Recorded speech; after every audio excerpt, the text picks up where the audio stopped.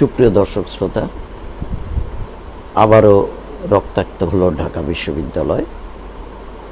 এটি আসলে কোনোভাবেই কাঙ্ক্ষিত না। আমরা পারস্পরিক সহনশীলতা, ধৈর্য এবং সহিষ্ণুতার পরিচয় আমরা যেন দিই।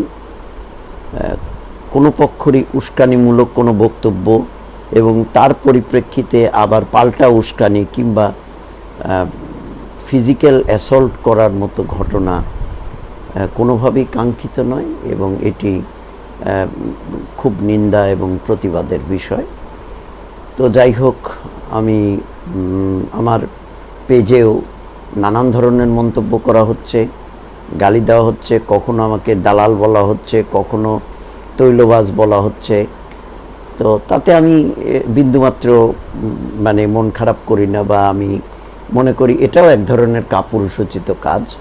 কেননা আমার যুক্তিকে যদি খণ্ডাতে কেউ পারতেন তাহলে দু কলম লিখতেন, অথবা তিনিও সেখানে তার বক্তব্য বলে দিতেন।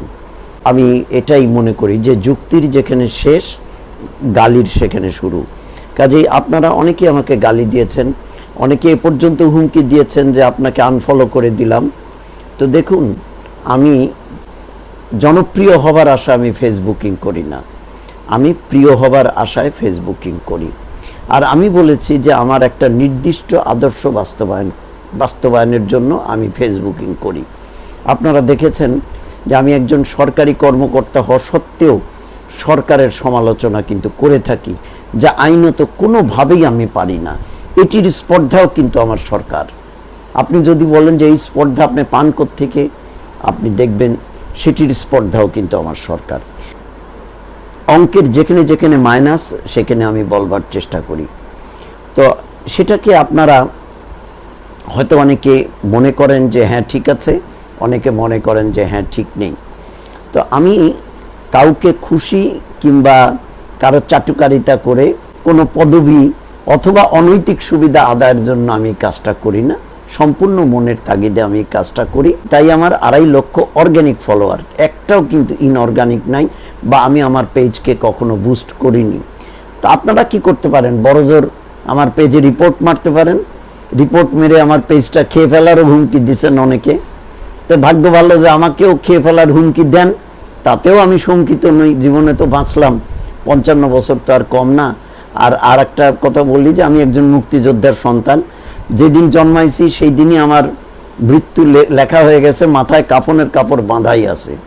আপনারা আমাকে কোনো ভয় দেখাবেন না, আমি কোনো ভয়ে ভীত নই, কোনো ভয় ভীত নই। আপনি আজ একটা পেজ আমার নষ্ট করবেন, কাল আমি আর একটা পেজ খুলবো, আমার 2.5 লক্ষ ফলোয়ার হতে 1 বছরেরও কম সময় লাগবে। কারণ আমি যদি সত্য কথা বলি, মানুষকে সত্য আচরণ ডাকি, শুদ্ধ কথা বলি, যদি জ্ঞানের কথা বলি, যদি আমি ধর্মের কথা বলি, দর্শনের কথা বলি, সাহিত্যের কথা বলি, আমার দিকে লোক আসতে বাধ্যই। কারণ আমি তো আর এখানে অশ্লীল কিংবা ধর্মীয় কোনো উন্মাদনা সৃষ্টি করে এরকম কোনো কন্টেন্ট কখনো রিলিজ করিনি। তো যাই হোক বন্ধুরা, যারা আহত হয়েছেন তাদের প্রতি আমার সহানুভূতি থাকলো। ভবিষ্যতে এই ঘটনার যাতে পুনরাবৃত্তি না হয় সেই জন্য সংশ্লিষ্ট সকল পক্ষকে আমি চরম সহিষ্ণুতা প্রদর্শনের অনুরোধ করব। আমার সন্তান তুল্য সব ছাত্রছাত্রীরা সবাই ভালো থাকুক, নিরাপদে থাকুক। ঢাকা বিশ্ববিদ্যালয় কর্তৃপক্ষ যেন তাদের পর্যাপ্ত নিরাপত্তার ব্যবস্থা করেন, এবং আমি সকল পক্ষকে সমঝোতার পথ দিয়ে এগিয়ে যাওয়ার আহ্বান করব। আন্দোলনকারী ছাত্রছাত্রীদেরও অনুরোধ করব যে আমার মনে হয় লিগ্যালি তোমরা তোমাদের জয়ের কাছাকাছি পৌঁছবে। সবাই ভালো থেকো। Thanks for watching. See you again. Good night.